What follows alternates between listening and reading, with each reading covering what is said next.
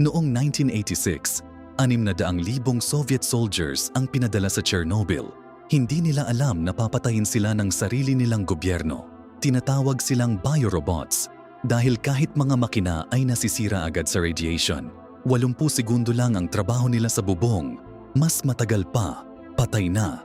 Mga pilot ay lumipad direkta sa radioactive na ulap. Mga diver ay lumangoy sa tubig na puno ng radiation. Alam nilang mamamatay sila. Karamihan ay 18 taong gulang lang. Mga conscript na walang alam. Ang gobyerno ay nagsinungaling tungkol sa radiation levels. Sinabi nilang ligtas ang lugar. Sa loob ng ilang araw, nagsimula ng sumama ang pakiramdam ng mga liquidator. Radiation sickness, cancer, genetic damage na ipapasa sa kanilang mga anak. Ang pinaka-nakakakila, marami sa kanila ay alam na mamamatay sila. Pero patuloy pa ring nagtrabaho para maligtas ang iba. Ginawa silang expendable ng sistema na dapat sana nagpoprotekta sa kanila.